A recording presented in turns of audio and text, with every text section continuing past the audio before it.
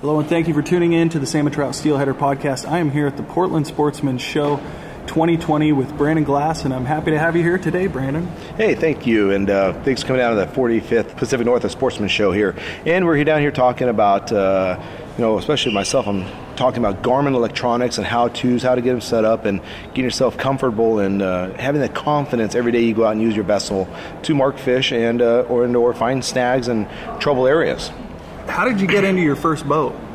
Back in 88, 89, the Northern Pikeminnnow program came out through Bonneville Power Administration, and I was born and raised on the banks of the Sandy River.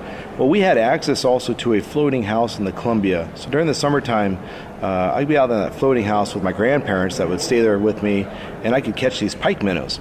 And I saved up all my money until I was 10 years old, and I was able to buy my first boat with the $1,000 I had saved up. It was a little 14-foot by 48-inch wide John boat, brand new, right out of Stevens Marine, and that was my first boat. So from then on, we put a little motor on it, put some electronics on it, and I was off to the races and fished every day in the Sandy and the Columbia that I could, missing school, catching springers. It was great. Wow, so you're talking each individual pike minnow you caught, you brought back, got a prize. How much were you getting paid for them? So back then, back when it first started, it was $2 a fish. Then the next year, it was enough participation, so it went to $3 a fish. So about 1990, these were $3 per fish. There was weekly derbies during each check-in station. They'd have like weekly biggest pike minnow, or they'd have a tagged fish that started in the mid-90s, and there was a lot of cool things that kind of got the interest of the public to come out there and try to catch these things and get vouchers that you send into Bonneville Power Administration. They send you back a check. I mean, how cool is that to be fishing and making a little extra money, pay for your gas, pay for some rods, and it's a great thing, and especially great for kids.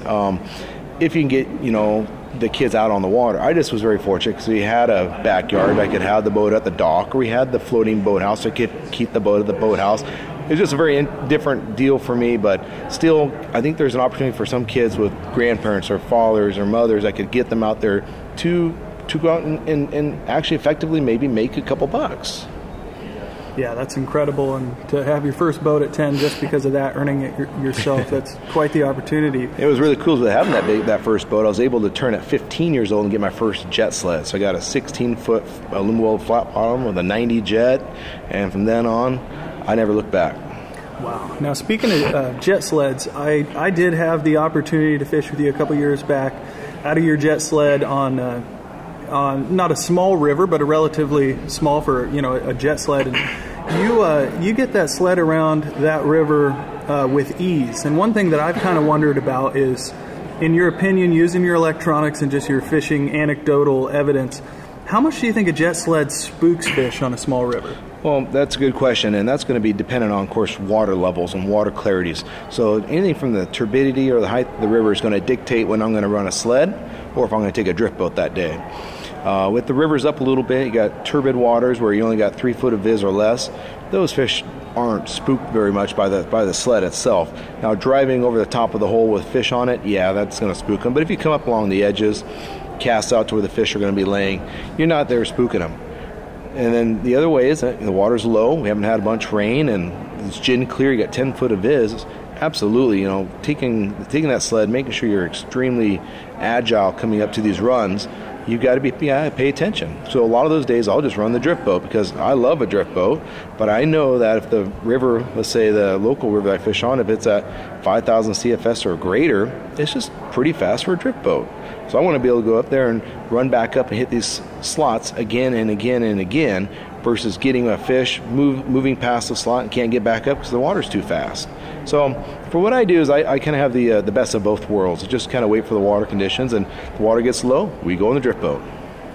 For sure. So now let's talk maybe, say, fall, low water, high viz, maybe tide water or lower section of a river. If you know some Chinook, say some fresh Chinook, some nice looking Chinook are in a hole, and you know they're there, and but they've been fished over a little bit, maybe you rolled in and you didn't get them right away on your first couple casts, are you going to spend a lot of time on them, or are you going to try to try a couple different things? Or are you going to move around and come back to them? You know, a lot of that's going to come to is how many days have I been there straight. If I've been there multiple days straight and I know what the fish are doing, I know how they're flushing around, then yeah, I will make multiple casts, change up my gear a little bit, change colors, change some scent to, you know, maybe make one of these fish change their mind and grab it. But if I'm in somewhere new and I've never fished before, I make a couple casts, I feel like we covered it.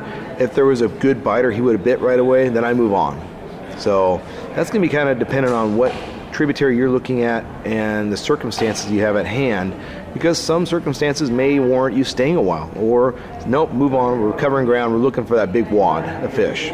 For sure. Now, when it comes to steelhead, how do you feel about maybe coming back to a run? Do you have confidence in a run that maybe you fished 2 hours ago? Would you have confidence to come back 2 hours later and fish it, or are you more likely to seek out other areas? So here's the best thing about a steelhead, Lucas, is that you can make 10 casts in a row in one spot and not move, and that 11th cast you catch one. What makes that change? What makes that fish for that moment, the 11th cast, the one that they want to bite? Was it a pressure change? Was it a water change? Is the water warming? Is the water cooling? Did you have some boats run by that maybe spooked them a little bit? You know, did you spook them on accident in your vessel, being drift boat or power boat, raft? I mean, I look at every single drift, even though I fished it 5 times already, that 6th time we may get a double. And I've seen it just 2 days ago. Wow. We made 3 drifts in this spot. I'm like, gosh, guys, we never got really the right cast. I know they're there. Sure as heck, next drift, we hooked one up. And I had some buddies in the boat, so I let him fight the fish. And I kept my rod out there, and sure as heck, boom, I hooked another one. So we had a double going, and I already made 3 drifts to the spot. So I never look at a spot and just say, oh, screw it, they're not there, I'm going to move on. There might be there, they're just not ready to turn yet. Absolutely. So that's the beauty of steelhead. I mean, you can literally have 10 boats go atop them, and then your 11th boat and your first cast you catch one. So in say kind of like an average median flow or whatever you want to call it, how much would you count on steelhead moving throughout the day? Oh, absolutely, all the time. And then it depends on water temp too. If the water temp's cooling, you'll actually notice that the steelhead will back down river towards the lower in the rivers.